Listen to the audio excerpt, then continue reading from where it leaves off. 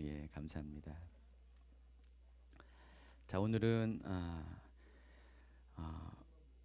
엔타임 12번째 강의 시간입니다. 오늘은 7교회 이야기를 쭉 하다가 중간에 잠깐 이렇게 멈춰서서 예, 자칭 유대인은 누구인가라는 주제를 가지고 우리 말씀을 나누도록 하겠습니다. 여러분이 자칭 유대인이라는 단어를 혹시 성경에서 찾아보신 분, 들어보신 분, 물론 이 단어를 이렇게 여러분이 크게 관심은 갖지 않았을 거예요. 뭐 자칭 유대인이면은 뭐 자칭 뭐 누구라고 하니까 그런 의미로 이렇게 여러분 쉽게 성경에 쓰여져 있는 거지만 쉽게 아마 지나쳤을 가능성이 많이 있을 것입니다. 근데 이 자칭 유대인이라는 단어가 성경에서 굉장히 중요한 의미를 갖고 있음을 여러분이 아셔야 됩니다. 특별히 이 마지막 때에 관련돼서 엔타임과 관련돼서 자칭 유대인이라는 개념은 종말의 어떤 그런 어떤 열쇠를 우리가 여러 가지 그런 주제 속에서 발견했는데 종말의 열쇠와 같은 어떤 중요한 그런 어떤 용어 중에 하나입니다. 그래서 여러분 자칭 유대인이 과연 무엇인가를 여러분 잘 이해하셔야 됩니다. 이 자칭 유대인이라는 단어는 성경 전체에 오직 두 곳에만 등장합니다. 그것도 계시록에만 언급되어 있습니다. 다른 곳에는 자칭 유대인이라는 단어가 없어요. 그래서 계시록에만 오직 자칭 유대인이라는 단어가 두 곳에서 등장합니다. 첫 번째는 계시록 2장 9절이고요. 두 번째는 3장 9절입니다. 외우기도 쉽죠? 계시록 2장 9절, 3장 9절. 한번 읽어보겠습니다. 계시록 2장 9절입니다. 내가 내 환난과 궁핍을 알거니와 실상은 내게 부요한 자니라. 자칭 유대인이라 하는 자들이 비방도 알거니와 실상은 유대인이 아니요 사탄의 회당이라. 3장 9절입니다. 보라 사탄의 회당 곧 자칭 유대인이라 하나 그렇지 아니하고 거짓말을 하는 자들 중에서 몇을 내게 주어 그들로 와서 내 발 앞에 절하게 하고 내가 너를 사랑하는 줄을 알게 하리라. 자, 이 두 곳에 자칭 유대인이라는 단어가 등장합니다. 자, 근데 계시록 2장 9절은 자칭 유대인이 누구인가에 대한 분명한 답을 주고 있습니다. 계시록 2장 보세요. 자칭 유대인이 누구인가를 설명하고 있습니다. 밑에 밑줄 친 곳입니다. 누굽니까? 실상은 유대인이 아니요 사탄의 회당. 자, 이것이 이제 자칭 유대인의 정체입니다.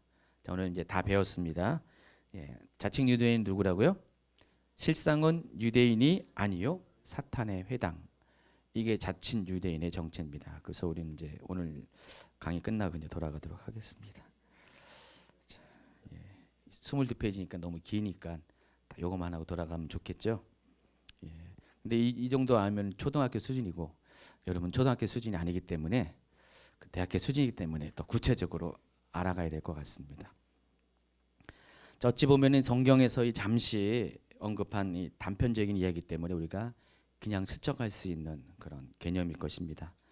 그러나 그리할 수 없는 이유가 이 자칭 유대인이라는 이 용어 존재는 마지막 때 흐름을 있어서 매우 중요한 역할을 차지하기 때문입니다. 물론 자칭 유대인은 마지막 때 시나리오에서 만약에 영화를 찍는다면은 악역에 해당하는 존재들입니다. 그리고 그들은 사도 요한의 시대부터 오늘날은 물론이고 마지막 때에 이르기까지 세계 역사에서 매우 중요한 역할을 하는 사람들입니다. 그래서 일곱 교회에 대해서 본격적으로 연구하기 앞서서 이 자칭 유대인에 대해서 여기서 한번 짚고 넘어가야 되고요. 나중에 한 1년 뒤 정도 아마 한 번 더 제가 언급을 할 겁니다.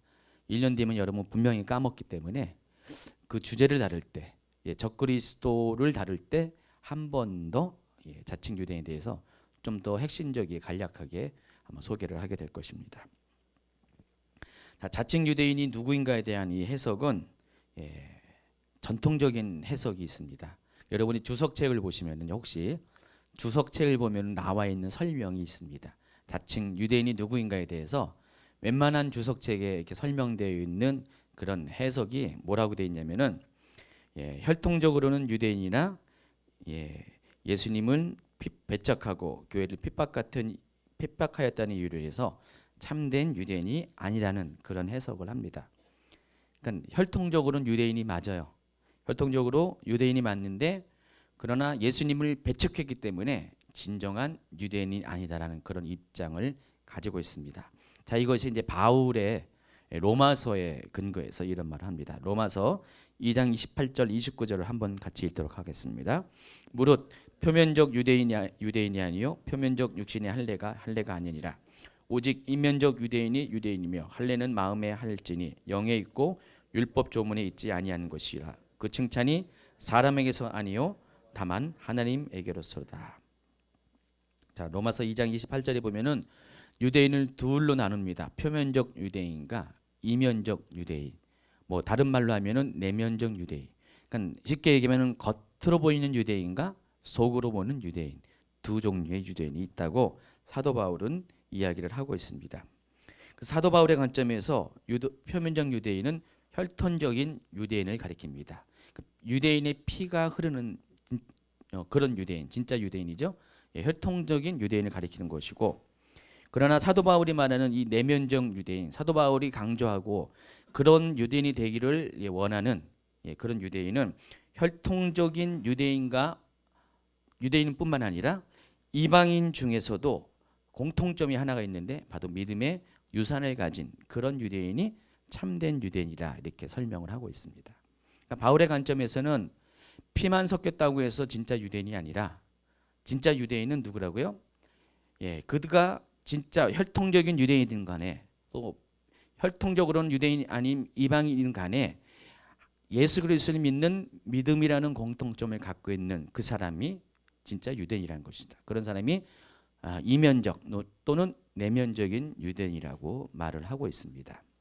이게 이제 바울이 말하는 유대인의 분류입니다.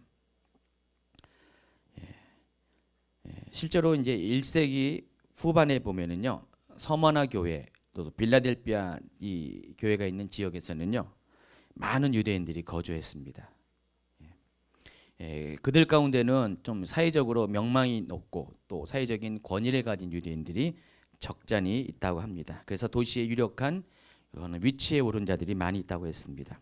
그런데 그들은 그 권세를 가지고 교회를 회방하고 핍박하는 데 앞장섰다고 합니다. 지난 시간에 우리 서머나 교회 제가 이야기를 하면서 폴리캅의 순교 현장을 소개했습니다. 자, 폴리캅의 순교 현장의 특징이 뭡니까? 폴리캅이 순교할 때 많은 유대인들이 어떻게 했습니까? 그날이 큰 안식일에도 불구하고, 큰 안식일에 뭐 해야 됩니까? 가서 쉬고 예배를 해야 되죠. 회당에 있든지 그렇게 해야 되는데, 폴리캅에 대한 종교 재판이 열려지면서 폴리캅을 탄핵하고 폴리캅을 죽이라는 데 앞장선 사람들이 누구라고 했습니까? 거기에 유대인이 그렇게 했다고 그랬습니다. 그래서 안식일 규정에 의하면 일을 하지 말아야 되잖아요. 그럼에도 불구하고 그들은 폴리캅을 화형시키는 땔감들을 구하러 제일 먼저 선동적으로 이렇게 움직인 자들이 유대인이라고 했습니다. 그와 같이 유대인들은 어느 도시를 가든, 로마의 어느 도시를 가든 간에 그리스도인들을 핍박하는 그런 사람들 중에 하나였습니다. 더군다나 유대인 중에서 이렇게 도시에 권력을 갖고 있는 사람들은 더더욱 크리스찬들을 핍박하는 데 앞장서는 것이 그때 1세기의 그런 상황이라는 것입니다. 그래서 이제 그런 유대인 그룹을 가리켜서, 다시 말해서 표면적 유대인을 가리켜서 자칭 유대인 사탄의 회라고 해석을 하는 것입니다. 자, 그런데 이러한 해석은 그때 당시의 상황 가운데서는 충분히 이해할 수 있는 것이지만은 종말론적인 상황을 반영한 해석이 아니라는 것입니다. 아직 종말론적 정보가 부족한 당시의 상황에서부터 유추할 수 있는 최선의 해석에 불과하다는 것입니다. 다시 말해서 우리가 아직 이때 당시에는 종말의 상황이 임하지 않았기 때문에 이 자칭 유대인이 누구인가에 대해서 해석을 할 때 그렇게밖에 해석을 할 수밖에 없었다는 것입니다. 그러니까 사도 바울이 얘기했던 표면적 유대인 그리고 이면적 유대인이라는 그 가르침의 기준에 의해서 그런 식으로밖에 해석이 불가능했다는 것입니다. 그러나 오늘날 이 종말적인 상황 가운데서는요, 그런 전통적인 해석이 정확한 해석이 아니라는 것들이 좀 증거들이 나타나고 있어요. 왜냐하면은 최근의 상황을 보면은 자칭 유대인의 정체가 누구인가에 대한 것이 분명해지기 때문입니다. 그러니까 사도 바울이 말하는 표면적 유대인이나 이면적 유대인은 오늘날도 존재하고 있어요. 오늘날도 존재하는데, 그런데 새로운 그런 유대인 그룹이 생성되고 있습니다. 그러니까 표면적 유대인도 아니고 이면적 유대인도 아닌 새로운 유대인 그룹이 생겨났다는 것입니다. 그러니까 1900년 전 사도 요한의 시대에는 그런 사람들이 없었어요. 그렇지만 지금은 그때는 예상할 수 없는 새로운 유대인 그룹이 생겨났다는 것입니다. 그래서 자칭 유대인이라는 해석이 이제는 달라져야 된다는 것이죠. 그러니까 로마서에 있는 사도 바울의 그런 전통적인 해석과는 다른 차원에서 자칭 유대인이 누군가에 대한 새로운 해석이 지금은 종말론적으로 시도가 돼야 된다는 것입니다. 그래서 오늘날에는 표면적인 유대인 내부에서도 혈통이 다른 두 종류의 유대인이 존재합니다. 여러분, 유대인들은 혈통적으로 유대인이어야 되잖아요. 그걸 보고 표면적 유대인이라고 사도 바울은 얘기했죠. 그런데 그 표면적 유대인 중에서도 두 종류의 또 유대인이 존재한다는 것이에요. 그들의 특징이 뭐냐면은 혈통적으로는 전혀 유대인이 아니에요. 그러나 일단은 그들 스스로 자기들이 유대인이라고 인식하고 있기 때문에 표면적 유대인 그룹에 해당합니다. 그러나 실제로는 전혀 혈통적인 유대인이 아니에요. 그러면서도 유대인인 사람들이 있다는 것입니다. 그래서 그들은 오랜 세월 동안 자신들이 유대인이라고 확신하면서 그같이 믿고 살아온 사람들이 있어요. 여러분, 원래 내 뿌리는 그게 아닌데, 내 피는 그것이 아닌데 아주 조상 대대로 내가 그 가문의 사람이라고 생각하면서 그렇게 그 가문의 전통을 가지고 살아왔으면은 그 사람들은 아무리 너 그 사람 그 가문 사람 아니라고 지금에 와서 얘기해도 절대로 부인하지 않습니다. 나는 원래는 이 씨인데 계속해서 김 씨의 이름을 가지고 오랫동안 살아왔어요. 한 세대가 아니라 두 세대가 아니라 수백 년 조상 때부터 계속해서 원래는 이 씨인데 김 씨로 알고 살아왔으면 어떻게 됩니까? 그 사람 아무리 누가 뭐라 그래도요 김 씨예요. 왜냐면은 김 씨라는 것이 그 자신의 문화와 자신의 어떤 여기서 이제 종교적인 전통 가운데 완전히 고착화됐기 때문에 자기는 유대인이라고 믿는다는 것입니다. 세상 어딜 가나 나는 유대인이라고 생각하는 사람들이 있다는 것입니다. 그런데 실제로는 유대인이 아님에도 불구하고 혈통적으로는 전혀 유대인과 상관이 없음에도 불구하고 자기는 유대인이라고 철석같이 믿는 사람이 오늘날에 있다는 것입니다. 그래서 그들을 가리켜서 자칭 유대인이라고 하는 것입니다. 그러나 오늘 아마 제가 이 얘기를 하면은 처음 듣는 분들이 아마 있을 거예요. 이 얘기를 목사님이 뭔 얘기를 할 것인가 궁금하기도 하고 유대인이 유대인이 아니라니. 사도 바울이 말한 표면 유대인과 이면적 유대인 외에도 또 다른 새로운 유대인 그룹이 있다니 처음 듣는 얘기인데 하면서 궁금해하실 분이 계실 것입니다. 왜냐하면은 그들 스스로가 자칭 유대인들, 그들 스스로가 그 사실이 알려지기를 절대로 원치 않기 때문에 이것은 많이 숨겨진 이야기입니다. 그러나 최근에 이런 것들이 많이 밝혀지고 있고요. 그런 증거들이 속속히 드러나고 있습니다.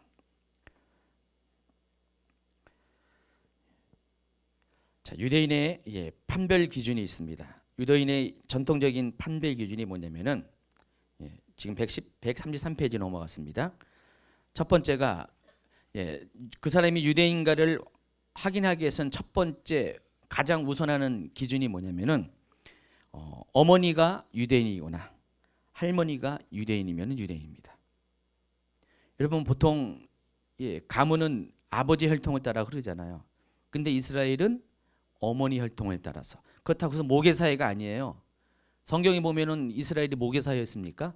성경에 보면 다 부계사회였잖아요. 그럼에도 불구하고 오늘날 유대인을 판별하는 기준은 부계적 혈통이 아니라 모계적 혈통을 따라서 지금 유대인은 누구냐? 바로 어머니가 유대인이면 유대인이에요. 그러니까 모계 혈통을 따라서 유대인을 지금 판단하고 있습니다. 그래서 혈통적으로 그들이 어머니나 할머니가 유대인이고 또 여기에다가 유대교를 종교로 받아들이고 정기적으로 그 시나고교 유대인 회당입니다.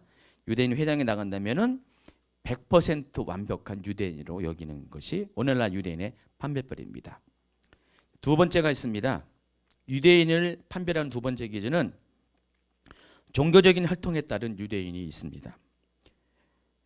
유대인은 유대인의 정통성을 인정적인 면보다는 종교적인 면에 많이 치중하고 있습니다.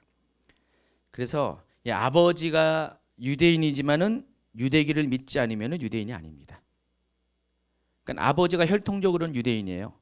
근데 그 아버지가 유대교를 믿지 않으면 유대인으로 인정하지 않는다는 것입니다.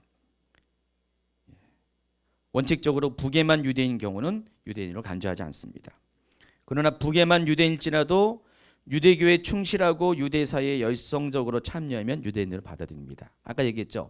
원래 어머니가 유대인이면은 뭐 군말 없이 다 유대인이라고 인정하죠. 근데 아버지만 유대인이고 어머니가 유대인이 아니면은 유대인이라고 인정하지 않아요. 근데 그 아버지가 유대교에 들어가서 종교 활동을 하고 있으면, 신앙을 갖고 있으면은 그럼에도 불구하고 모계적인 혈통에도 불구하고 그 부계적인 혈통을 인정해서 유대인으로 인정한다는 것입니다. 또 있습니다. 이번에는 어머니도 유대인이 아니고 아버지도 유대인이 아니에요. 그럼에도 불구하고 유대교로 개종하잖아요. 그럼 그 사람도 유대인으로 인정을 합니다. 그래서 그 대표적인 사람이 누구냐면은 영화 배우 이제 죽었죠. 엘리자베스 테일러. 엘리자베스 테일러가 원래는 유대인이 아닙니다. 아버지도 어머니도 유대인이 아닌데 유대인 남편을 만나가지고 유대교로 입교해서 유대인이 되었어요. 또 마릴린 먼로도 그렇대요. 마릴린 먼로도 전혀 유대인과 상관이 없는데 남편이 유대인 극작가 아서 밀러라는 사람인데 이 사람과 결혼하면서 유대인이 됐다는 것입니다. 그래서 미국 유대인 사회에서는 이들 모두를 유대인으로 간주하고 있다는 것입니다. 그런데 재미있는 게요. 134페이지 넘어갔습니다. 유대인이 누구인가에 대해서 유대인의 정체성을 판별하는 기준이 누가 그것을 판별하는 판별사인지 아십니까? 랍비입니다. 유대교 랍비가, 그러니까 유대교 목회자가 저 사람이 과연 유대인인가 아닌가를 판별하는 그런 판별사의 역할을 한다는 것입니다. 일반적으로 어떻게 됩니까? 여러분이 그 혈통적인 뿌리를 따지려면은 병원에 가서 의사가 DNA 검사해가지고 이 사람이 정말 이 남자와 이 여자의 DNA를 가지고 태어난 자식인가를 확인하는 것이 일반적인 방법이잖아요. 의학적인 방법을 통해서 그런 자신의 뿌리를 여기 해야 되는데 유대인들은 그렇지 않다는 것입니다. 그러니까 그 사람이 유대인인 것을 확인하기 위해서는 병원에 갈 필요가 없고 랍비한테 갑니다. 그럼 랍비가 이 사람의 그런 종교적인 혈통을 물어보는 것이에요. 그래서 아버지 뭐 하십니까?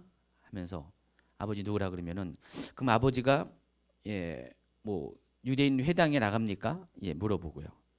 그러면 안 나갑니다. 알았어요. 어머니 어떻습니까?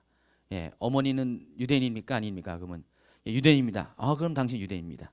그렇게 얘기하고요. 근데 어머니도 유대교회 회당에 나가지 않습니다. 그리고 유대인도 아닙니다. 아무런 상관이 없잖아요. 근데 이 사람 자신이 유대교에 입교했다면은 그럼 그 사람을 유대인으로 인정을 해준다는 것입니다. 어떻게 보면은 상식적인 것과는 전혀 상관이 없는 유대인 판별법을 지금 갖고 있다는 것입니다. 왜 이렇게 하냐? 이것이 중요하죠. 왜 이렇게 유대인의 기준을 이런 식으로 두냐? 그건 다른 것이 아니라 이미 그런 기준 자체가 증명하는 것이 이제는 더 이상 유대인의 혈통적인 뿌리를 찾는 것이 무의미해진 것을 의미한다는 것입니다. 그러니까 유대인은요, 오늘날 유대인은 혈통적으로 정말 그 사람이 아브라함의 후손인가를 찾는다는 것은 쉬운 일이 아니라는 것입니다. 그래서 유대인 스스로도 이것을 인정하기 때문에 북의 혈통을 따라서 유대인을 판별하지 않는다는 것이에요. 그렇게 하면은 유대인으로 인정을 받은 사람들이 극히 드물어요. 그러다 보니까 모계 혈통 또 내지는 신앙 고백을 가지고 유대교 입교 여부를 가지고 유대인으로 판별을 한다는 것입니다. 이런 것들이 설왕설래 말이 많았던 것 같아요. 유대 사회에서는요. 과연 누가 유대인인가를 이렇게 결정하는가에 있어서 많이 서로 논쟁도 많았던 것 같아요. 그래서 이런 논쟁 끝에 1970년 이스라엘의 재판소에서 결정을 했어요. 두 가지 기준을 결정했습니다. 유대인을 어머니로 하는 자와 유대교로 개종한 자, 이 사람들이 유대인이다라고 정의를 내렸습니다. 그래서 여러분 오늘날 이스라엘에 가면은요 많은 유대인들이 있잖아요. 그런데 그 유대인들은 잘 보면은요 피부색이 다 달라요. 다양합니다. 백인도 있고 또 황인도 있고요. 그리고 흑인도 유대인입니다. 일본 사람 중에서도 유대인이 있고요. 한국 사람 중에서도 유대인이 있고요. 그러니까 유대교에 가입해서 유대교로 개종을 해서 유대교의 그런 종교적인 생활을 하면은 인종적인 어떤 혈연적인 뿌리와 상관없이 유대인으로 인정을 한다는 것입니다. 미국의 시민권과는 약간 다른 개념이에요. 미국의 시민권을 보니까 미국의 헌법을 수호하기로 결정하고 그것을 받아들인 사람이죠. 그러나 이스라엘의 유대인은 뭡니까? 유대교 전통을, 유대교 신앙을 받아들인 사람이 유대인이라는 것입니다.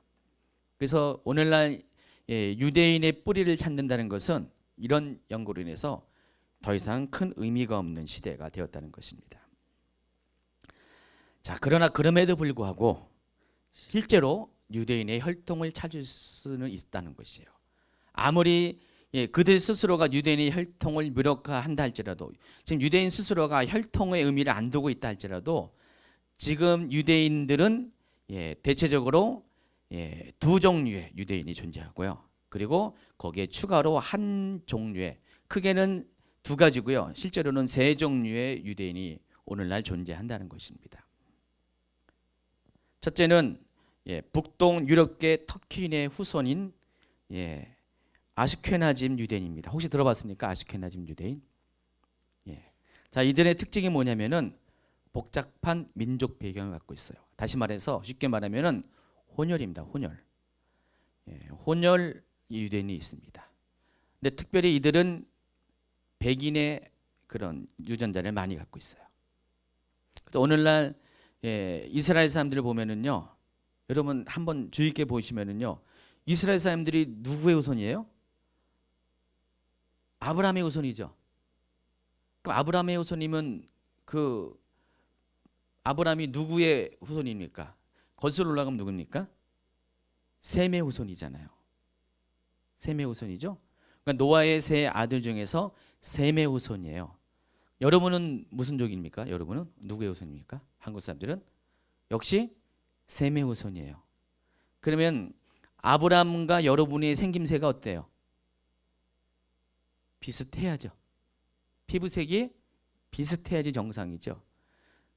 자, 백인종은 누구의 후손입니까? 야벳의 후손이죠. 그리고 또 흑인은 함의 후손이죠.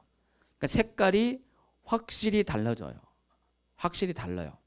다름에도 불구하고 야벳의 후손인 백인의 모습을 가진 유대인들이 지금 여기 이스라엘은 주류가 되어서 이스라엘의 자신들을 유대인으로 믿고 살고 있다는 것입니다. 그래서 이스라엘에 가면은 백인 유대인들이 거의 80%예요. 대단히 많이 있습니다. 그리고 셈족 계열의 황토색을 가진 그 황인종의 유대인들이 약 20%를 차지하고 있어요. 그리고 아주 조금 흑인 유대인들이 조금 존재하고 있습니다. 이게 유대인의 지금 현실적인 혈통적인 그런 분류가 이렇게 되어 있다는 것입니다.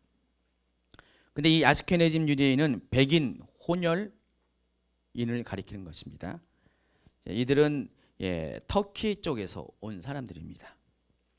둘째는 순수한 셈족 계열의 유대인이 있습니다. 세파라딤 유대인이라고 합니다. 오늘부터 이제 기억하시면 됩니다. 세파라딤 유대인은요, 순수한 아브라함의 자손이에요. 셈족의 후손입니다.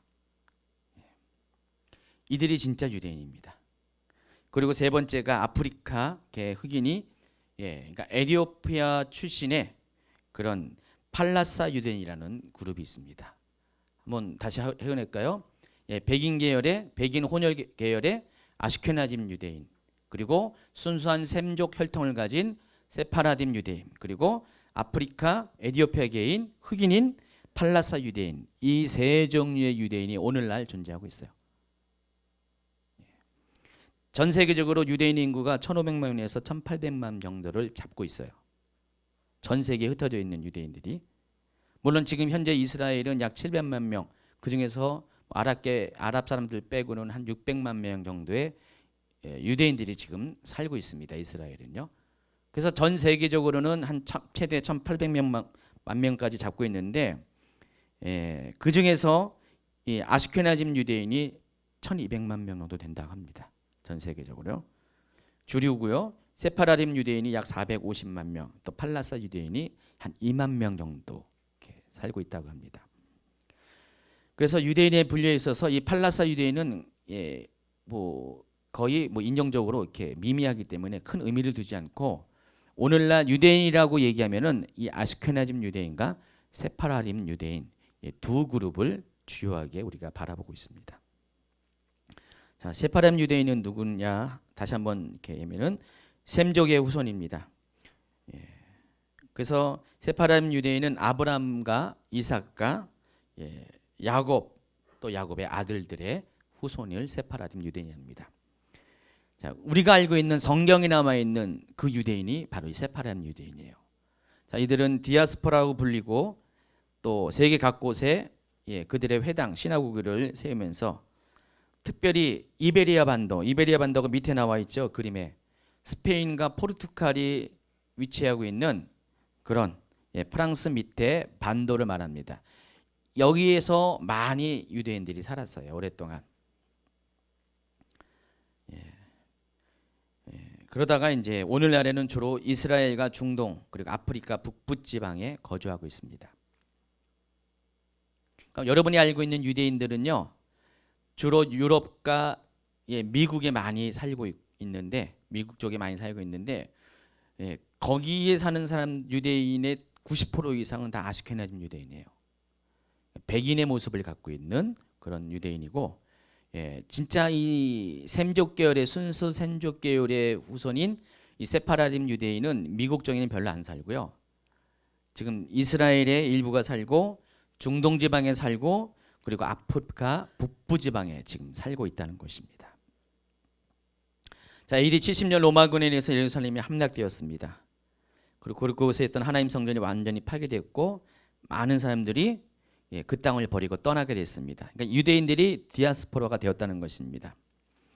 그리고 시간이 흘러가지고 AD 622년에 이슬람이 제국을 건설했습니다. 그걸 가리켜서 사랍센 제국이라고 합니다. 근데 원래 이슬람은요, 초기에는요 유대교나 기독교와 굉장히 관대했었어요. 큰 다툼이 없었어요. 특별히 유대인들에게 있어서 이 이슬람은 이렇게 거의 적대적인 그룹이 아니었습니다. 자, 왜 그러냐면은 유대인의 모습과 당시 이 세파라딤 유대인의 모습, 원래는 세파라딤 유대인이 진짜 유대인이잖아요. 이 세파라딤 유대인과 그리고 이 아랍 민족들은 인종적으로 어때요? 같아요. 단지 이삭과 에서의 후손일 뿐이에요. 같은 조상을 갖고 있어요. 아브라함이라는 그 뿌리에서 나왔어요. 그러니까 인종적으로 같아요. 그러니까 생김새가 비슷하다는 것이죠. 그래서 그들은 섞여 살면서 큰 문제 없이 살았다는 것입니다. 자, 그러다가 이제 이집트 알렉산드리아에 살았던 많은 유대인들이 점차 그 이베리아 반도에 있는 스페인으로 이주를 했습니다. 원래 유대인 그룹이 로마 시대 때 로마 시대가 이제 로마가 있고 또 콘스탄티노플이 1대 도시고, 그리고 세 번째가 알렉산드리아가 세 번째 도시예요. 그러니까 로마는 원래 도시고 콘스탄티노플은 터키, 지금의 이스탄불이죠. 그 아시아를 대표하는 로마의 입장에서는 아시아를 대표하는 가장 큰 대도시고요. 그리고 이 알렉산드리아는 아프리카를 대표하는 대도시입니다. 다 바다를 끼고 있습니다. 이 세 도시가 크다 보니까 유대인들이 다 거기 많이 살았어요. 디아스포라가 되면서 거기 집중적으로 많이 살았습니다. 그래서 알렉산드리아에서 많은 유대인들이 있다가 그들이 점차 스페인으로 이주를 했습니다. 바다 건너서 스페인으로 이주를 했고, 거기서 스페인에서 가장 큰 유대인 공동체가 형성이 됐습니다. 그래서 이 세파라딤 유대인이라는 그 어원 자체가 거기서 온 거예요. 스페인에 거주하고 있는 유대인 그룹을 가리켜서 세파라딤 유대인이라고 말을 하고 있습니다. 그래서 세파라딤 유대인은 중세 시대에 있어서 세계 유대인의 약 절반을 차지했고요. 이슬람 문화와도 동화하는 등 아주 활동적이고 또 친근한 그런 사람들이었습니다. 그런데 이제 1492년에 스페인에 급격하게 카톨릭으로 변했습니다. 스페인이 카톨릭 국가가 되면서부터 유대인의 박해가 시작됐고, 바로 그때 이제 스페인에서 많은 유대인이 살았는데 약 25만에서 30몇 명의 유대인들이 거기서 쫓겨났어요. 스페인에서 쫓겨나면서 다른 곳으로 이주를 했습니다. 그래서 북아프리카, 이탈리아, 또 오스만 제국 쪽, 터키 쪽으로 이주를 했습니다. 그게 이제 세파라딤 유대인의 그런 어떤 활동적인 배경입니다. 두 번째가 이제 아시케나즘 유대인입니다. 오늘 주제는 실은 자칭 유대인을 얘기하면서 이 아시케나즘 유대인을 여러분 주목을 하셔야 됩니다. 자, 아시케나즘 유대인을 가리켜서 보통 카자르계 유대인이라고 설명을 합니다. 아시케나즘 유대인은 원래 이 독일에 거주하던 유대인을 지칭하는 이름입니다. 아까 세파라딤 유대인이 어디라고 했어요? 스페인 쪽에, 스페인이나 포르투갈, 이베리아 반도 쪽에서 거주했던 유대인을 가리켜서 세파라딤 유대인이라는 명칭이 왔고, 이 아시케나즘 유대인은 서유럽 독일에 거주했던 유대인을 말하는 것입니다. 근데 오늘날 그들의 다수는 우크라이나나 러시아, 폴란드, 헝가리 등 동유럽계가 되어 있습니다. 세파라딤이 혈통적으로 순수한 셈족인 것에 반해서 이 아시케나즘은 동유럽계, 백인, 또 투르크계, 몽고계 등 여러 민족들과 혼혈로 형성된 유대인입니다. 그래서 인종적으로 백인과는 거의 구분이 안 돼요. 이게 백인처럼 보입니다. 그러나 여러 피가 섞여 있는 혼혈 민족입니다. 자, 왜 그렇게 됐는지는 이제 그 뒤에 나와 있는 이 카자르 라는 나라의 그런 운명과 밀접하게 연결이 되어 있습니다. 헝가리 출신의 이제 작가가 있는데 큐슬러라는 사람이 제13지파라는 책을 썼습니다. 그리고 역사학자인 케빈 브록이라는 사람이 카즈라라는 책을 썼습니다. 이 두 사람이 이 책을 쓰면서 각각 이 아스케나즘 유대인을 집중적으로 연구를 했어요. 그리고 결론이 뭡니까? 이 아스케나즘 유대인은 인종적으로 유대인이 아니다라는 결론을 내었습니다. 자, 그들의 주장에 의하면 아스케나즘의 대부분은 터키계 백인 부족의 하나인 이 카자르라는 족의 그런 후손이라는 것입니다. 이 카자르라는 단어가 유랑종족이라는 의미를 갖고 있다고 합니다. 그래서 이 카자르 민족의 가라르족의 카자르이라는 나라의 후손들이 가리켜서 이 아스케나즘 유대인이라고 말을 한다는 것입니다. 그러니까 아스케나즘 유대인의 뿌리가 어디라고요? 터키 쪽에 있었던 그런 카자르라는 나라의 그런 후손들이 바로 아스케나즘 유대인이라는 것입니다. 터키는 백인입니까? 누굽니까? 백인입니다. 그래서 카자르, 이것을 알기 위해서는 카자르라는 나라를 여러분이 아셔야 돼요. 밑에 그림을 보면은 고대 카자르 왕국의 지도가 나와 있습니다. 노란색으로 이렇게 색깔을 집어넣은 데가 카자르라는 나라입니다. 자, 카자르가 위치가 어디에 있습니까? 잘 보면 아시겠지만은 로마 제국과 아시아 제국의 중간에, 그러니까 동서양이 이어지는 경계 지역에 존재했던 나라예요. 카자르라는 왕국이. 이 나라가 7세기 중엽에 세워진 나라입니다. 그러니까 오늘날 러시아, 남부 쪽에 세워진 나라였습니다. 물론 지금은 이 나라가 존재하지 않습니다.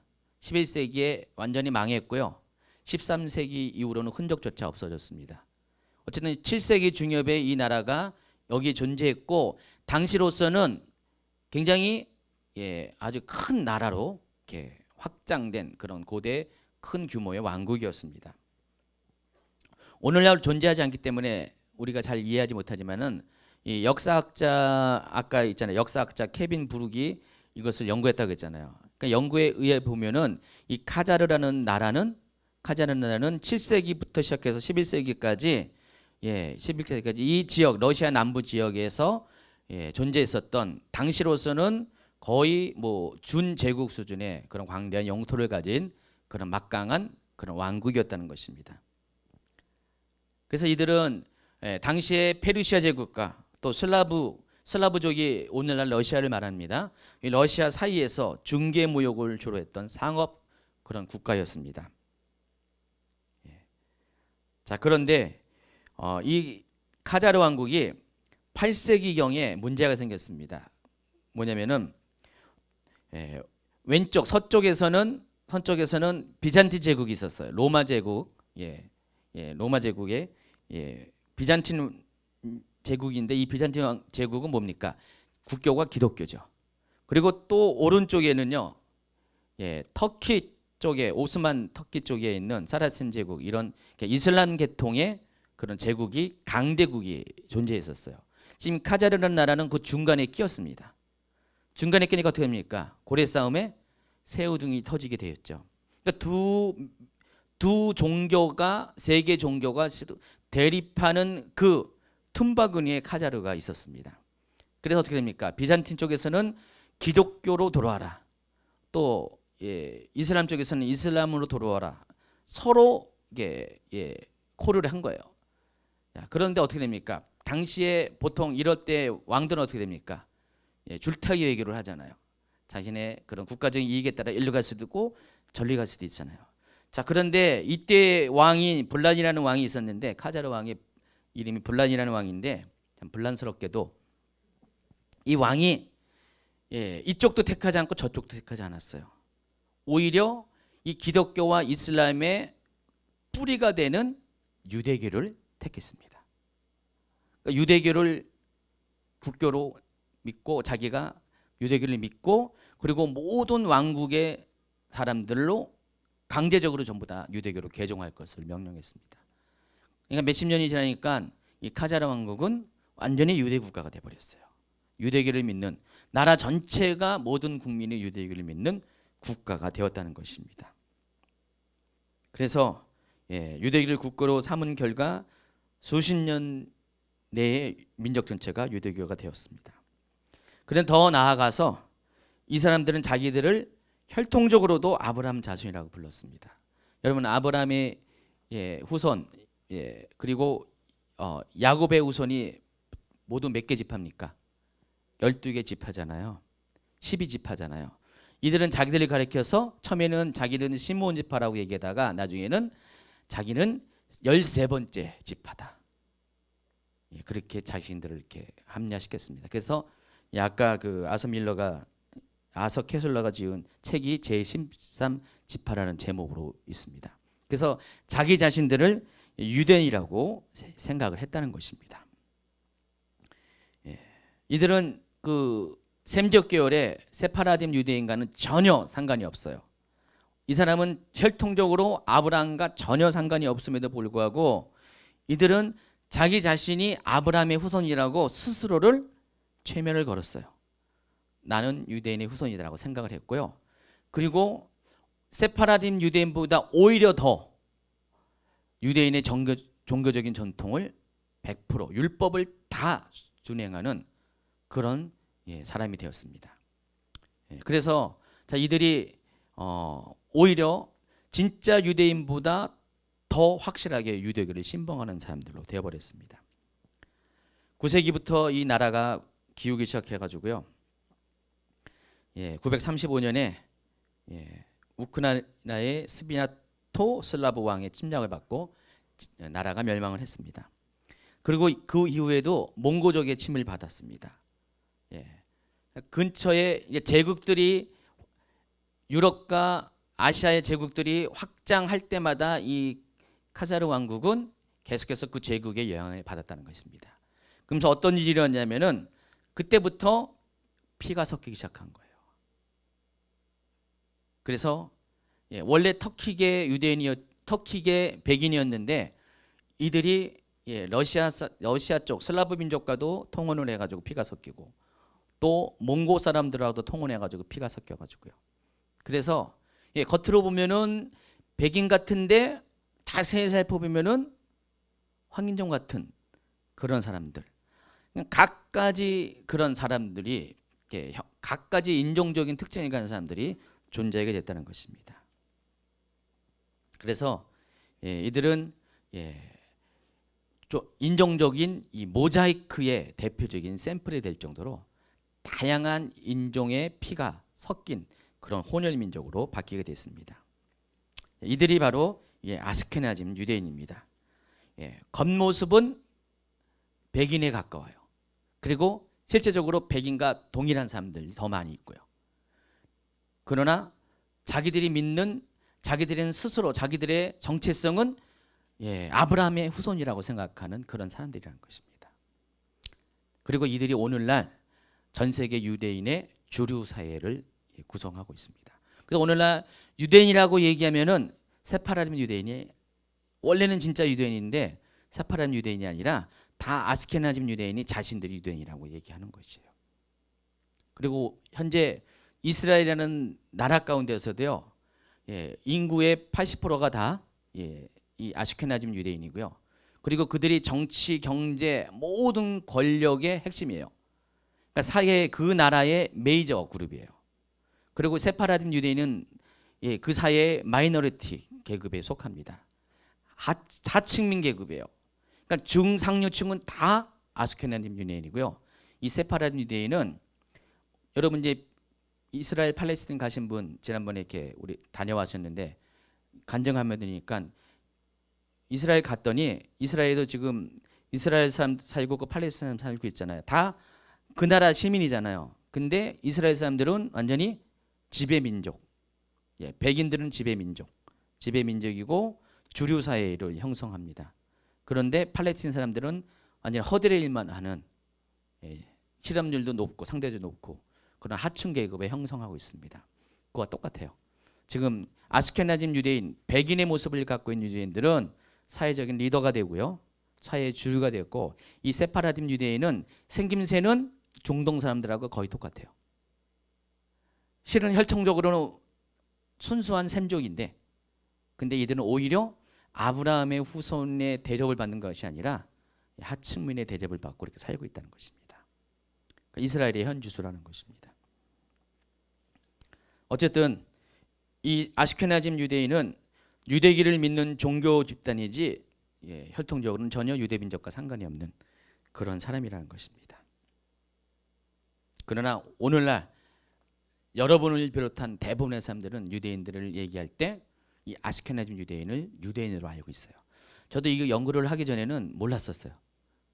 몰랐었는데 이걸로 엔타임 때문에 연구를 하다 보니까 이런 비밀이 있었구나. 요즘은 인터넷 보면 여러분 바로 찾아낼 수 있어요. 여러 자료들이 많이 있습니다. 한번 보시면은 알 수가 있을 것입니다. 138페이지로 넘어가세요. 넘어가면은 세파라dim 유대인과 아스케나즘 유대인이 어떻게 다른가를 한번 보세요. 이렇습니다. 다 유대인 전통 모자를 쓰고 있죠. 쓰고 있고 왼쪽이 바로 세파라dim 유대인입니다. 진짜 이제 사진입니다. 그리고 오른쪽이 아스케나즘 유대인입니까? 보세요. 어떻게 보세요? 확실히 차이가 나죠. 근데 이 세파라dim 유대인이 진짜 유대인이에요. 오른쪽에 있는 아스케나즘 유대인은요. 어때요? 유대인이라고 말하지만은 일단 이들 보면 다 백인이잖아요. 백인. 근데 순수한 백인도 아니에요. 섞여 있어요. 여기저기 잡탕입니다. 심지어는 몽고 피까지 섞여 있는 몽고 제국이 확장할 때 그 피까지 받는 그런 사람들입니다. 여러분 다윈이 종의 기원을 썼잖아요. 종의 기원을 써가지고 진화돈에 효시가 됐는데 근데 여러분 종이 바뀝니까? 종은 절대로 안 바뀌어요. 그러니까 황인종과 백인종은 절대로 안 바뀝니다. 예. 섞이면은 믹스는 돼요. 예. 믹스는 되는데 그나마 열성과 우성이 있잖아요. 황인종은 어떻게 됩니까? 열성이에요. 그래서 백인종 쪽으로 담게 돼 있어요. 예. 황인종은요 항상 흑인과 결혼해도 흑인 쪽, 백인과 결혼해도 백인 쪽. 황인종은 항상 그렇잖아요. 예. 그렇게 보면은 이 셈족 계열의 세파라딤 유대인은요 그나마 유대인의 순수한 혈통을 그나마 갖고 있는 사람들이지만은 이 아시케나즈 유대인은 어떻게 됩니까? 섞인 사람들이에요. 다 혼혈이에요. 그리고 또 그 인종적인 뿌리를 찾아가면은 전혀 이 아브라함과는 상관이 없는 예, 동떨어진 터키 쪽 사람들이라는 것이죠. 근데 그들이 예, 수백 년 동안 유대교로 개종한 이후에 또 이 카사르 왕국의 왕이 자기 자신을 유대인이라고 스스로 착각에 빠져가지고 자기 자신 유대인이라고 이렇게 강조한 이후에는요 모든 사람들이 자기도 유대인으로 알고 살았다는 것이죠. 그러니까 수백 년 동안의 유대인의 전통과 종교적인 생활을 가지고 살다 보니까 세파라딘 유대인보다 더 유대인답게 이렇게 살다 보니까 자기를 유대인이라고 착각을 하고 살고 있다는 것입니다. 착각은 자유지만은 아직도 여전히 이렇게 착각을 하고 살고 있습니다. 그래서 유대교 사회에서는요 이 인종적인 문제를 꺼내는 것들을 굉장히 싫어한대요. 말을 하면은 이거는 안 되는 것이에요. 불문율이에요. 그러니까 아스케나즘 유대인 어쩌고 저쩌고 얘기하면 안 된다는 것이죠. 그만큼 유대교사에서는 이게 숨겨진 비밀이에요. 예, 숨겨진 비밀이라는 것입니다. 어쨌든 간에 이러한 얘기들이 예, 이스라엘도 아주 민감한 문제고 함부로 드러내지도 않고 혹시 드러내면은 곧바로 봉합에 들어갑니다. 봉합 수순에 들어갑니다. 왜냐면은 이 세계에서 돈과 권력을 제일 많이 갖고 있는 그룹이 바로 이 아시케나즈 유대인이기 때문에 그래요. 그래서 이들이 예, 이스라엘에도 마찬가지로 그렇기 때문에 이들이 그런 자신의 돈과 권력을 가지고 자신들의 어쩌면 치부일 수 있는 약점이잖아요. 자신의 뿌리가 드러난 거기 때문에 이것을 발설하지 못하도록 알려지지 않도록 막고 부정하고 예, 이거는 음모론이다라고 이렇게 치부하면서 이렇게 막고 있다는 것입니다.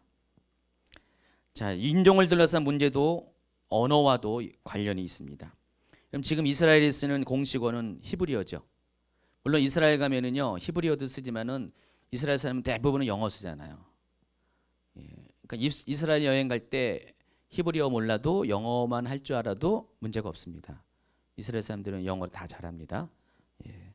근데 원래 진짜 유대인이 쓰던 말은 오늘날 지금 이 히브리어가 아닙니다. 그러니까 세파라딘 유대인이 쓰는 말이 있었고요. 또 아시케나즈 유대인이 쓰는 말이 있었습니다. 그러니까 세파라딘 유대인들은 어디 아까 있다고 그랬죠? 그 근거지가 어디라고 했죠? 바로 스페인과 포르투갈이 위치하고 있는 이베리아 반도입니다. 프랑스 밑에 톡 튀어나온 반도입니다. 특별히 스페인에 집중적으로 살았었어요. 그래서 이베리아 반도의 언어가 있고요. 또 히브리어가 있습니다. 근데 이것이 믹스가 돼가지고 새로운 언어가 생겼는데 그걸 그래서 나디노어라고 합니다. 그래서 이 세파라딤 유대인은 나디노어라는 언어를 사용했고요.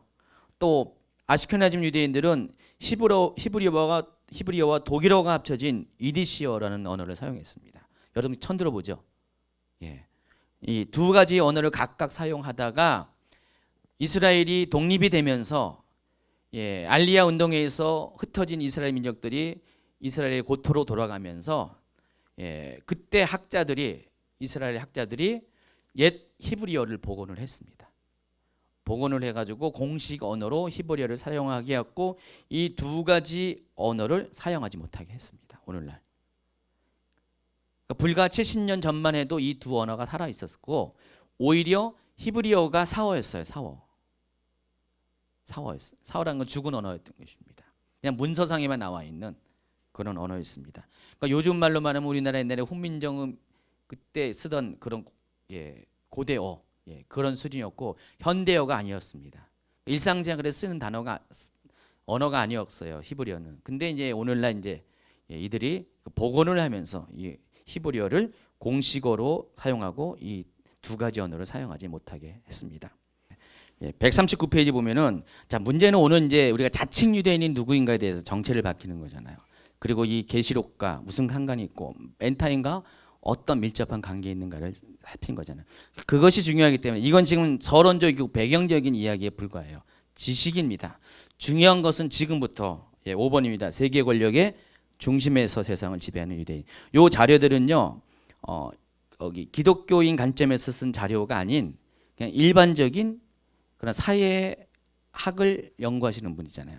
그런 분들이 쓴 어떤 기고문을 제가 이제 인터넷에서 찾아가지고 다시 정리한 겁니다. 지금 이 부분은 기독교인이 쓴 거 아니에요. 기독교인이 쓴 게 아니라 일반인이 쓴 그런 어떤 기고문입니다. 미국에서 발간되는 유대인 관련 서적이나 자료들은 대부분이 유대인이 써졌다고 합니다. 그러니까 비유대인이 쓴 책은 거의 없다고 합니다. 그래서 반유대주의자들의 책은 일반 서점에서는 절대로 구입할 수 없대요. 왜냐하면 미국 내에 있는 서적 유통망을 누가 장악했냐? 유대인이 장악했기 때문에.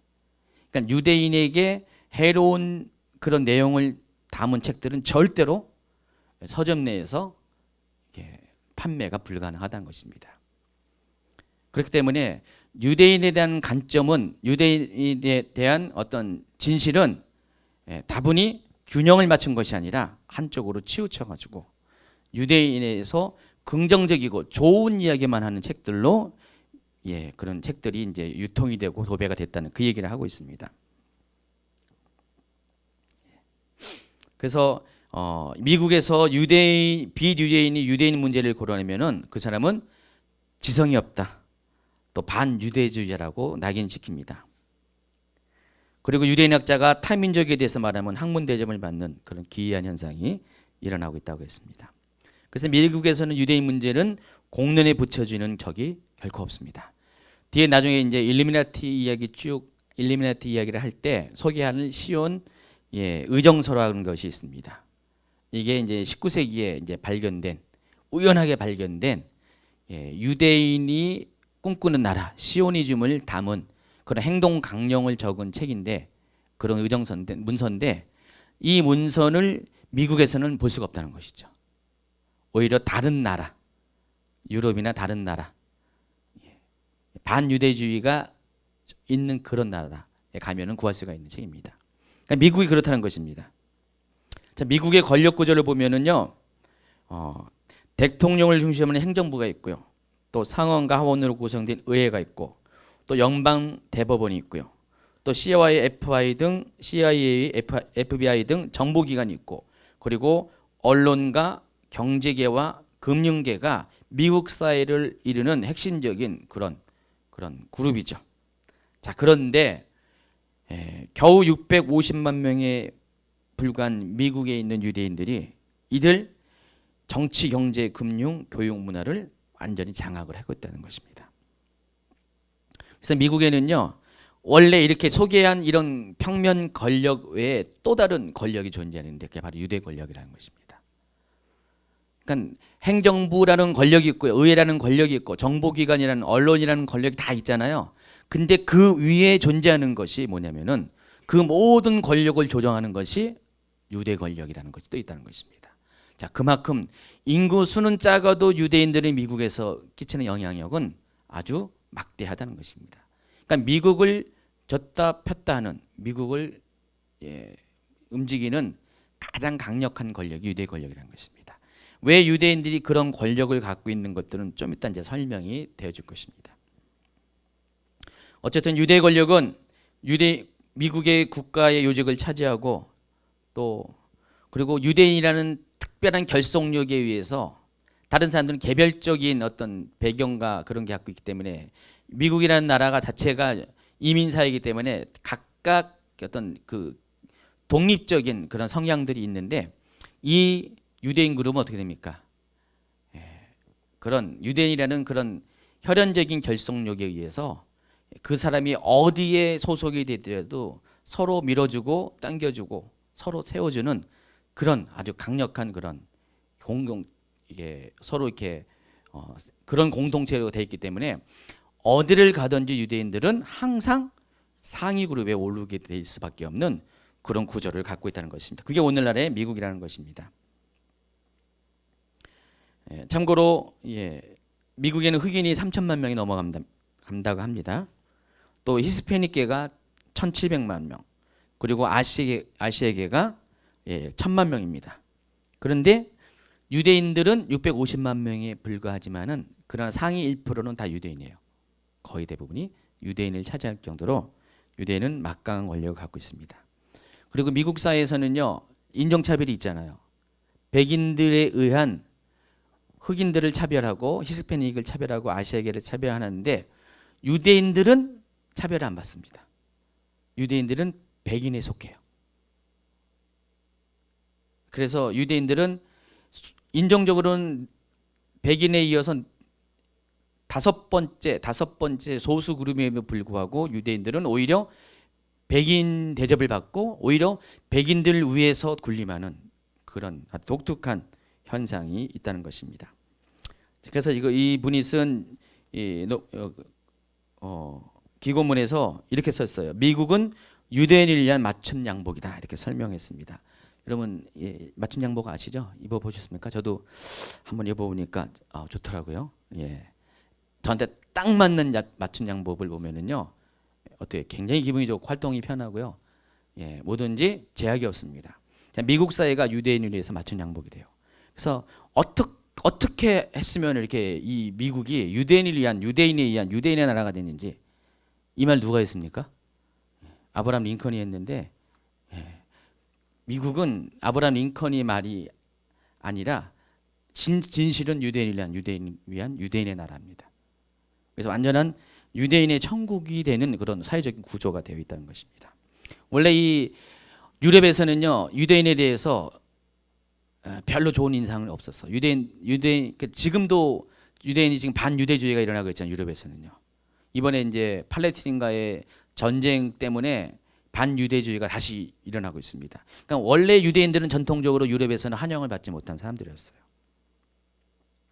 그러니까 정서적으로 반유대주의가 많았었는데 미국은 아니에요. 미국은 친유대주의, 정반대의 그런 나라라는 것입니다. 그래서 유럽에서 갈 곳을 잃은 유대인들이 어디로 갔냐면은 미국으로 가게 됐습니다. 그러니까 이들이 생존 수단으로 미국을 택했는데, 자, 이것이 그들에게는 행운이었다는 것입니다. 그러니까 미국은 유럽과는 달라요. 다민족, 다인종 국가입니다. 다문화 국가입니다. 그러다 보니까 지금도 그렇지만 각각의 그런 민족이나 종교를 부각시키는 것이 금기시하는 나라입니다. 왜냐하면 하나가 되기 위해서. 그래서 유럽은 오랜 전통을 갖고 있기 때문에 그런 것이 굉장히 아주 이렇게 사회 뿌리에 박혀 있지만은 미국은 그렇지가 않다는 것입니다. 그러다 보니까 유럽에서 종교적인 편견과 민족주의에 시달렸던 유대인들이 미국에 오면서 날개를 얻게 되었다는 것입니다. 그래서 중동구 유대인들이 260만 명이 20세기 초에 미국으로 건너갔습니다. 근데 때마침 미국이 이제 산업화가 일어나는 그런 시즌이었어요. 그런 시즌에 맞춰서 유대인에게 있는 그런 재능들이 있습니다. 과학기술과 자본, 금융 등에서 유대인들은 당시에서 타의 추종을 불허할 정도로 빼어난 두뇌와 기술을 가진 사람들이었습니다. 자, 이들이 미국이 막 발전하는 그때 이민을 갖고 260만 명이라는 대규모의 유대인들이 미국으로 건너갔고, 그들이 바로 그러한 사회적인 분위기에서 그것을 이끌 수 있는 리더가 되었어요. 그 산업 기술을 익히고요, 문화와 금융 쪽에서 그런 자본 쪽에서 빼어난 그런 역할을 하게 됐습니다. 그래서 미국이 발전하면서 자동적으로 유대인도 어떻게 됩니까? 미국 사회의 주류가 되었습니다. 그러니까 어느 정도 시간이 지나니까 미국의 모든 그런 영역을 아울리는 사람들이 다 유대인이 될 수밖에 없고요. 또 한 번 그들이 그 자리에 올라가면은 유대인들을 서로 끌어주는 거죠. 다른 유대인들을 끌어줘 가지고 그들이 그 자리를 이어받을 수 있도록 그런 구조로 되다 보니까 100년, 200년이 오늘날까지 쭉 가보니까 미국 사회는 완전히 유대인이 장악하는 그런 사회가 되었다는 것입니다. 그걸 가리켜서 유대 권력이라는 것입니다. 유대인의 이민의 미국 이민의 역사가 140페이지 쭉 나와요. 1, 2, 3, 4기로 나와 있는데 그 20세기 초반이 일기라면은 제3기가 1860년대부터 제1차 대전 직전까지가 있는데 이때 많은 유대인들이 동유럽에서 러시아 쪽에서 미국 땅을 밟았고요. 그리고 히틀러가 집권한 이후에 2차 대전이 끝나는 1945년까지 약 10년 동안 15만 명의 유럽 출신 유대인들이 미국으로 피난처를 구해서 떠났습니다. 이때가 유대인의 제4기 미국 이민 시기라고 합니다. 이때 유명한 그 아인슈타인이나 세계적인 그런 과학자들이 미국으로 들어가서 미국의 그런 사회 발전에 기여를 했다는 것입니다. 141페이지 넘어가면은 당시에 이주한 유대인 지식인들의 직종을 데이터로 이렇게 만든 게 있습니다. 그 당시에 변호사가 그러니까 15만 명 정도가 미국으로 유럽에서 미국으로 갔는데 그 15만 명 중에는 변호사가 900명, 의사가 2,000명, 음악가가 1,500명, 작가가 1,700명, 그리고 학자와 교수가 3,000명. 그 중에는 노벨상 수상을 받은 사람이 이미 받은 사람이 10명이 포함되어 있다고 합니다. 대부분 이제 브레인들이에요. 지식층이에요. 이들이 대거 미국으로 가면서 이들의 활약으로 전후 미국은 과학, 기술, 문화, 예술 분야에서 비약적인 발전을 일으키게 됐다는 것입니다. 이 모든 것들을 감당한 사람들이 유대인이었다는 것입니다.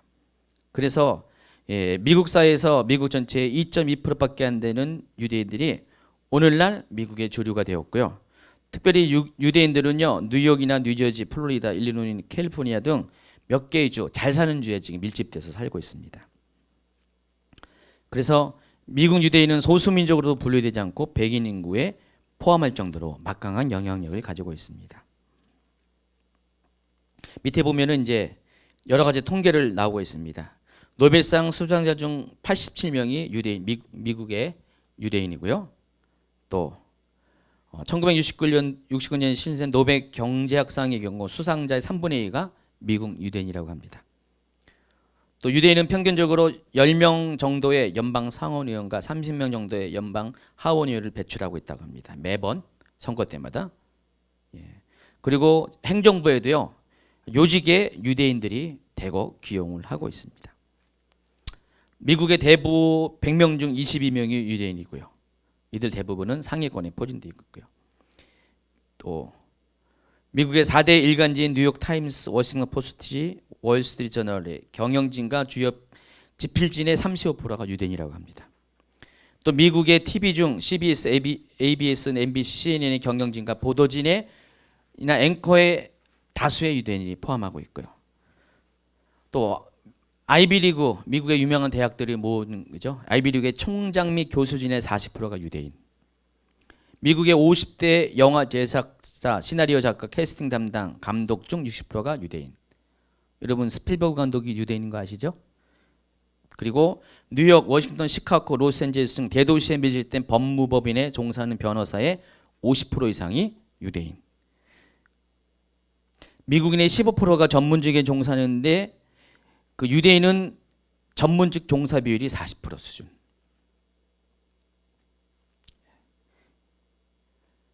그리고 유대인들은 농촌보다는 도시에 집중돼서 살고 있다고 합니다. 그래서 뉴욕시 인근에 210만 명, 로스앤젤레스에 66명 이런 식으로 살고 있고, 아주 시골에는 사우스 다코타주 시골인데 와이오밍주 시골인데 보세요. 35명, 400명. 이렇게 시골에는 거의 유대인들이 잘 안 살고요. 대도시 부자 동네 그런 데 유대인들이 밀집돼서 살고 있다는 것을 알고 있습니다. 또 유대인들은요, 제조업에는 별로 이렇게 많이 관여하지 않고요. 그 제조업을 이끌고 영향을 주는 자본이나 경영 쪽에 많은 그런 사람들이 집중해서 있습니다. 근데 결국은 그들이 그것을 다 좌지우지한다는 것이죠. 그 하나의 방법이 노조를 이렇게 장악하고 있고요. 유통망을 장악하고 있다는 것입니다. 또 유대인들은 주요 백화점과 대형 할인 매장 체인을 소유하고 있고요. 미국 백화점의 대규모 백화점의 자본도 다 유대 자본이라는 것입니다.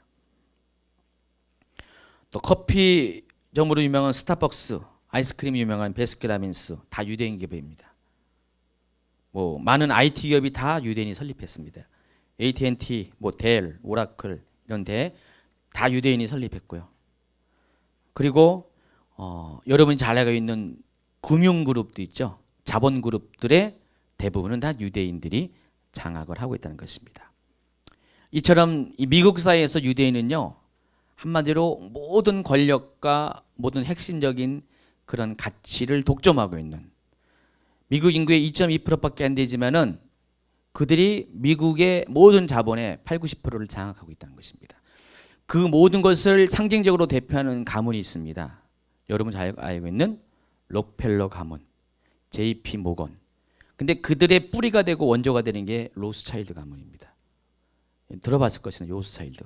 근데 실질적으로 로스차일드가 많이 이렇게 알려지지 않았지만은 록펠러나 이런 것보다 알려지지만은 그들의 그런 멘토가 로스차일드입니다. 그러니까 로스차일드가 유럽에서 자본을 통해서 유대교 사회를 이렇게 일으켰고요. 그들이 미국으로 건너가서 미국에서 록펠러나 JP 모건 등등 유대인들에게 자본을 대줘서 미국에서 유대인이 자본이 성장할 수 있는 그런 뿌리가 되는 게 로스차일드입니다. 뒤에 이제 로스차일드는 일루미나티 이야기를 할 때 아주 집중적으로 다루게 될 것입니다. 어쨌든 잠깐 이야기하면 로스차일드는 프랑스 대혁명 시에 일루미나티가 그 전에 이제 이렇게 설립이 되었는데 그 일루미나티 설립과 관련된 인물입니다. 그러니까 로스차일드는 프랑스 대혁명의 자본가, 또 러시아 뭐 대혁명 이런 혁명들, 공산주의 혁명 이런 쪽에 영향을 끼친 그런 사람입니다. 로스차일드는 돈이 엄청 많아요, 자주간. 돈이 워낙 많아가지고요, 비밀이에요. 로스차일드 가문의 돈은 아마도 한 나라의 돈보다 더 많아요.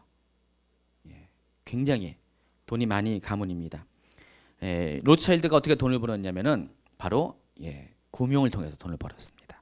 당시 유럽에서는 금융 산업은 비천한 사람들이 돈놀이 하는 거잖아요. 비천한 사람들이 하는 그러니까 젠틀한 사람들이 하는 그런 직업이 아니었어요. 안 좋게 봤습니다. 그런데 그 금융 산업에 로스차일드 가문이 뛰어들었습니다. 로스차일드가 아들이 5명 있는데 로스차일드가 아들들을 전부 다 원래 로스차일드는 독일에 있었고요. 아들들을 뭐 오스트리아나 또 영국이나 뭐 이런 데 보내가지고 각 나라의 금융을 확 쥐어잡게 해버렸어요. 그러니까 유럽을 완전히 돈으로 붙잡은 사람이 로스차일드입니다. 그래서 만약에 유럽에서 전쟁이 일어나잖아요. 로스차일드 가문이 어떻게 하냐면은 두 전쟁에 상대하겠으면 A라는 이 상에게 군비를 대줘요. 돈을 빌려줘요. B에게도 돈을 대줘요. 어떻게든 누구든지 이기잖아요. 그걸 통해서 자기가 이권을 차지하는 그런 사람이었습니다. 그때만 해도 국가적인 권력이 모든 개인의 그런 자본을 다 이렇게 영향을 줄 수 있는 시대가 아니었기 때문에 이렇게 지방 분권도 있고 여러 가지 권력 자체가 분산되어 있기 때문에 이것이 가능했습니다. 어쨌든 간에 이 로스차일드 가문이 유럽은 완전히 돈으로 장악했고, 그리고 이들이 파송된 그런 록펠러나 JP 모건 이런 사람들이 미국을 장악을 했습니다. 결국은 유대인 자본이 유럽과 미국을 완전히 장악을 했고, 유럽과 미국을 장악했다는 그 의미는 전 세계의 경제를 장악했다는 말과 동일하다는 것입니다. 그 내용 자세한 얘기는요, 쭉 여러분 보세요. 144페이지 보면은요, 이제 F5와 관련돼서 이제 또 유대인을 말 안 할 수가 없어요. 여러분 FRB가 뭔지 아시죠? 연방 준비이사회죠. 준비제도 이사회인데 이 FRB가 민간 기구입니다. 민간 기구예요. 미국은요 중앙은행이었습니다. 우리나라 한국은행 같은 참 희한한 나라죠. 어떻게 중앙은행이 한국은행에서 돈을 찍어내잖아요. 근데 미국은 중앙은행이 없어요. 중앙은행이 없고 이 FRB라는 연방준비제도 이사회라는 이 기구가 중앙은행 역할을 합니다. 근데 이거는 저기예요. 국가 소유가 아니라 민간 자본들의 주주들에 의한 그런 기구입니다. 근데 그 주주들의 대부분이 누구냐면은 바로 로스차일드 가문을 비롯한 유대계 자본들이라는 것입니다. 누가 그 대주주인지도 100% 나와 있지도 않아요. 비밀이에요. 그러면서도 이 FRB가 돈을 찍어내고 미국 경제를 장악합니다. 여러분 FRB 의장이 되면 세계 대통령이라고 하잖아요. 경제 대통령이잖아요.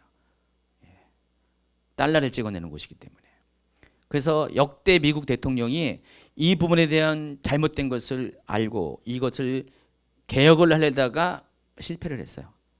그래서 이 FRB 개혁과 맞물려 가지고 서로 대립을 하다가 암살된 사람이 있습니다. 그 유명한 존 F 케네디가 이 FRB와 관련된 대립 가운데서 암살을 당했습니다.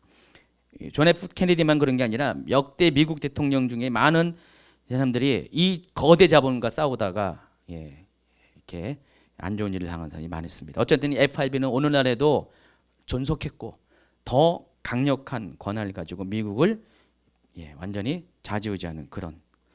이 FRB는 나중에 이제 또 이제 그 일루미나티 이야기할 때 집중적으로 다루게 될 것입니다. 145페이지 넘어갑니다. 유대인들은 이스라엘에서도 유대인들은 이 아스케네즘과 이 세라파딤이 인종적으로 지금 대립이 되고 있어요. 그러나 마치 미국에서 백인과 흑인이 간의 관계처럼 비슷하게 이 세라파딤 유대인들은 이 이스라엘에서는 그런 자신의 권리나 권한을 내세우지 못하고 하층민 계급 가운데 있습니다. 그래서 현재 이스라엘 여기 미치는 거 쭉 보시면 알겠지만은 아스케나즘 유대인과 세라파딤 사이에 어떤 차별이 있냐면은 아스케나즘 유대인과 세라파딤 유대인은 사는 곳이 달라요. 미국이잖아요. 백인이 사는 곳이 다르고 흑인 사는 다른 것처럼 이스라엘도 아스케나즘 유대인과 세파라딤 유대인이 사는 곳이 다릅니다. 또 회사에 들어가도 승진과 급여 기준이 다릅니다. 그리고 결혼하는 것도 서로 반대입니다. 백인과 흑인이 결혼하는 거 보수적인 미국 사회에서는 반대하잖아요. 그렇게 그러니까 흑인 취급을 당하고 있어요. 이스라엘에서는 세파라딤 유대인이.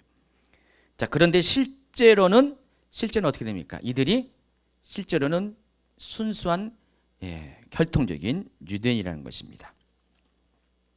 7번 이제 마지막 때와 자칭 유대인에서 145페이지. 결국은 이제 제가 이제 빨리빨리 해서 맞추게 될 겁니다. 앞으로 한 10분 내지 15분만 더 할게요. 자, 그런데 이제 마지막 때가 가까이 오면서 이 자칭 유대인에 대해 정치에 대해서 종말론적인 해석이 분명해지고 있습니다. 그러니까 지금까지 소개한 이 아슈케나즘 유대인인 마지막 때와 어떤 연관이 있냐면은 이들 중에 시오니즘을 주장하는 사람들, 구체적으로 얘기하면은 일루미나티에 속한 사람들이 바로 결과적으로 이 성경에서 말하는 계시록에 말하는 자칭 유대인이 될 것이라는 것입니다. 왜 그러냐? 자, 이들은 아까 제가 얘기했잖아요. 첫 번째 바로 얘기했잖아요. 자칭 유대인이 누구라고 했어요? 유대인이라고 하나 실상은 유대인이 아닌 사람들이라고 했어요. 이 아스케나즘 유대인이 그렇다는 것이죠. 자기 스스로는 유대인이라고 강력하게 이야기하고 있지만은 그러나 혈통적으로는 전혀 유대인이 아닌 사람들인데, 자, 그들이 어떻게 됩니까? 미국을 물론이고 전 세계의 경제와 정치와 문화와 모든 자본들을 다 장악하고 있습니다. 자, 그런데 그들이 마지막 때 어떤 역할을 하냐? 자, 그 계시록에서도 그 자칭 유대인에 의해서 서머나 교회가 핍박을 받았죠. 그들에 의해서 그 폴리캅 감독이 화형에 처할 때 적극 그들이 동조를 했습니다. 자, 그러한 시대적인 상황이 앞으로 마지막 때에도 재현이 된다는 것입니다. 그때는 몰랐어요. 자칭 유대인이 그냥 사도 바울의 얘기처럼 표면적 유대인과 이면적 유대인의 그런 설명으로만 이해하는데 지금 시대에 보니까 전혀 예상하지 못했었는데 제3의 유대인 인종이 밝혀지면서 자, 그들의 정체가 어떻게 되냐면은 바로 이 일루미나티와 연결이 되어 있었고, 그들이 바로 시오니스트였고, 그들이 세계 단일 정부를 만들어가는 그런 핵심 코어에 있는 사람이었다는 것들을 알게 되면서, 그들이 혈통적으로 보니까 유대인이 아님에도 불구하고 그들은 오히려 세파라딘 유대인보다 더 자신의 유대인의 정체성을 강조하는 그런 사람인 것을 발견하게 되면서, 이 마지막 때, 그리고 지금 그들이 지금 세계적으로 지금 영향을 끼치는 그런 현실적인 이 상황을 보면서 마지막 때에도 계시록 2장 9절에 나와 있는 그런 역할을 하는 자칭 유대인들이 존재하게 될 것인데, 바로 그들의 가장 영순위 후보가 이들이란 것입니다. 그래서 이들에 의해서 기독교가 박해를 받을 것이에요. 그러니까 예수를 잘 믿는 사람, 제대로 믿는 크리스천들은 이때 그들에 의해서 박해를 받게 될 것입니다. 자, 이들은 적그리스도를 정부를 보조하고 적그리스도의 정부를 만들어가는 1등 공신이 될 것이에요. 그래서 경제와 정치와 모든 재반 환경을 적그리스도가 등극할 수 있도록 환경을 만들어가는 그런 역할을 하게 될 것이고, 결국은 적그리스도 정부가 들었을 때 이들에 의해서 크리스천들은 박해를 받게 된다는 것입니다. 그 내용들이 146페이지 일루미나티에 진행한 일들을 쭉 적은 경제적인 측면, 정치적인 측면, 그리고 종교적인 측면 148페이지까지 쭉 설명을 하고 있습니다.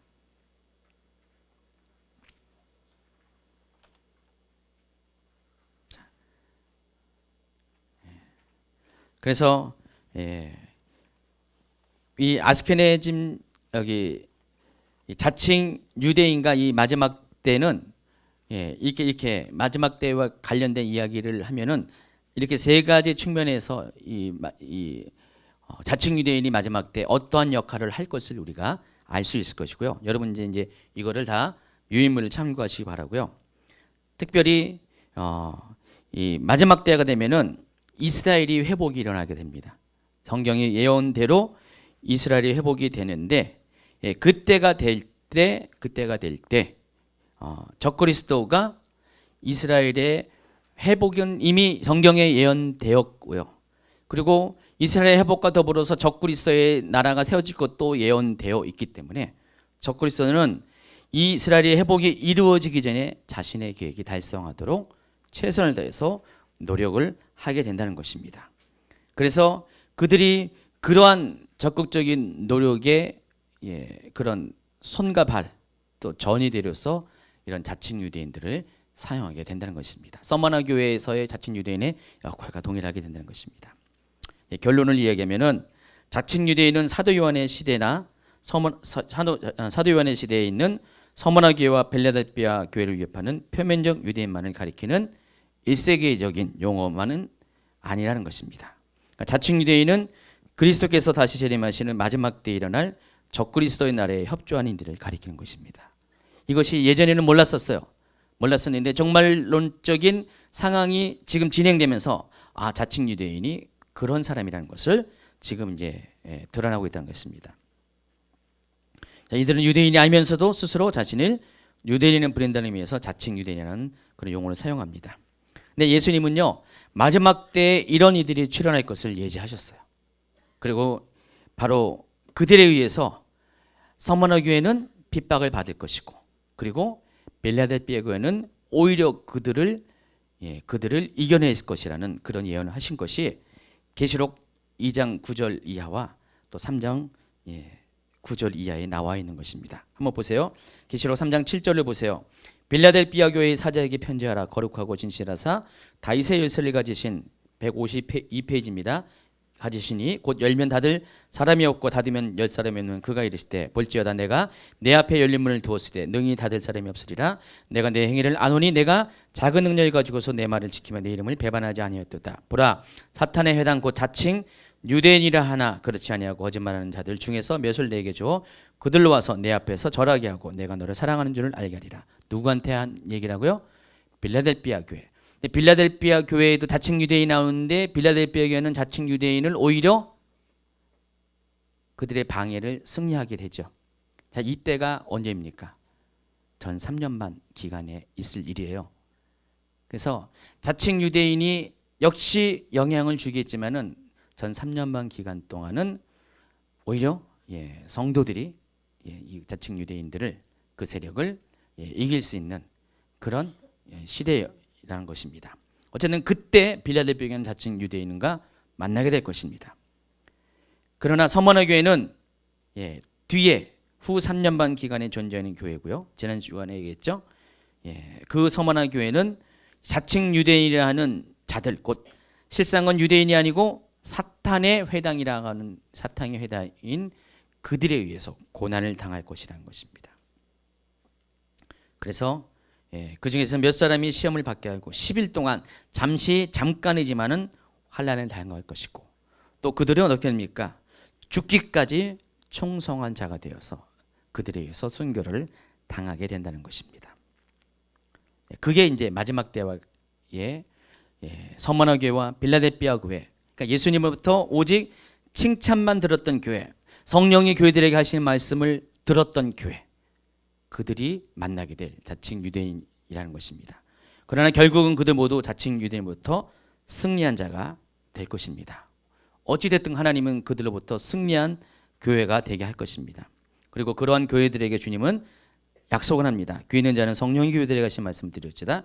이기는 자는 둘째 사망의 해를 받지 아니라. 서머나 교회에게 하는 말입니다. 이기는 자는 하나님의 성전의 기둥이 되게 하리라. 빌라델피아 교회에게 하는 말입니다. 그 때문에 우리가 마지막이 되면 될수록 성령이 교회들에게 하시는 말씀을 우리가 들어야 될 이유가 여기 있습니다. 지금은 성령께서 조명하는 그 지혜를 우리가 귀담아 들을 때예요. 제가 지금 자칭 유대인에 대해서 얘기하면 어떤 분들은 목사님 그런 회개 망측한 얘기, 있을 수도 없는 얘기, 음모론적인 얘기를 하냐고 이렇게 말할 수가 있고요. 아마 유튜브에 또 이렇게 손가락이 아래로 가는 게 많이 올라가 있어요. 특별히 더 많이 올라갈 것이에요. 믿기지 않을 것 같지만, 그러나 이건 음모론이 아닙니다. 음모론 같지만은 음모론으로 치부하기에는 너무나 많은 증거들이, 단편적인 증거들이 너무나 많고 있기 때문에 음모론이라고 말할 수 없는 그런 이야기들이, 이들과 관련된 이야기들이 많이 있고요. 그리고 이것이 점점 시대가 가면 갈수록 그 조각들이, 퍼즐들이 합쳐져 가지고요, 우리가 다 식별할 수 있는 그림으로 지금 형성이 되고 있습니다. 근데 이것을 이해하고 이것을 깨닫고 받아들이는 사람은 성령의 음성을 들을 수 있는 사람만이 가능한 것 같아요. 제가 보기엔 성령께서 여러분을 깨어나게 하고 성령의 음성을 들을 수 있게끔 하는 사람들은 이 이야기에 대해서 귀담아 들어요. 이런 일이 있을 것이다라는 것에 대해서 여러분이 마음으로 준비할 수가 있다는 것입니다. 그래서 그런 사람들만이 실제적으로 이러한 상황이 왔을 때 그들로부터 실패하지 않고 승리할 수 있는 이기는 자가 될 수 있다는 것입니다. 자, 오늘 이제 22페이지 굉장히 긴 이야기지만은 자칭 유대인에 대해서 설명을 했습니다. 나중에 한 번 더 오늘 빼먹은 것들을 이제 해당하는 주제가 올 때 다시 한번 설명하겠습니다. 어쨌든 자칭 유대인은 성경에서 오직 유일하게 두 곳, 그것도 계시록에서 나오는, 그것도 서머나 교회와 빌라델피아라는 아주 특별한 교회, 예수님의 칭찬만 들은 교회와 관련된 이야기 가운데 나오고 있고요. 그들의 역할은 이 예수님이 사랑하는, 예수님이 귀하게 여기는 교회들을 방해하고 교회들을 핍박하고 교회들을 박해하는 역할, 악역으로서 역사 가운데 등장했고, 또 마지막 때에도 그렇게 등장하게 될 것입니다. 그리고 그들이 어떤 모습으로, 어떤 형태로 마지막 때 성도들에게, 교회들에게 다가오는 것들을 우리가 알 수가 있습니다. 그들은 경제적, 정치적, 또 종교적으로 크리스찬들을 압박하게 할 겁니다. 결국은 어떻게 됩니까? 단 하나의 경제, 단 하나의 정치, 단 하나의 종교, 다시 말해서 세계 단일 종교라는 궁극적인 목적을 가지고 그 모든 일을 주도하는 사람이 될 것이고요. 그들이 바라는 최종적인 그런 목표는 바로 적그리스도의 왕국을 건설하는 것입니다. 적그리스도 왕국이 세워지면은 바로 그때가 마지막 때이고, 그리고 그때를 위해서 지금 하나님은 그들이 이렇게 하는 것들을 허용하고 있다는 것이요. 하나님 시간표 안에서. 근데 이것을 아는 사람들은 그것을 알기 때문에 그 정체를 알고 있기 때문에 그것을 준비할 수가 있을 것이고, 만약 이것을 그냥 말도 안 되는 이야기로 치부하는 사람들은 이런 것에 대해서 깨어있지 못하기 때문에 이러한 상황 가운데 그들의 미혹에 의해서, 그들의 강압에 의해서 예수님을 배반하고 배도하는 일에 서게 될 것입니다. 폴리캅은요, 그런 자칭 유대인의 회방과 맞서서 싸웠습니다. 그런 사탄의 회당과 맞서서 싸워서 그리고 순교를 했습니다. 하나님은 그러한 자들로 여러분들을 부르십니다. 오늘 이 시간에 기도할 때, 하나님, 시대가 점점 하나님, 내가 감당할 수 없는 그런 악한 시대로 바뀌고 있습니다. 정말 마지막 때가 가까이 오고 있다는 것들을 사람들이 인정할 수 있는 그런 악한 상황으로 가고 있습니다. 하나님,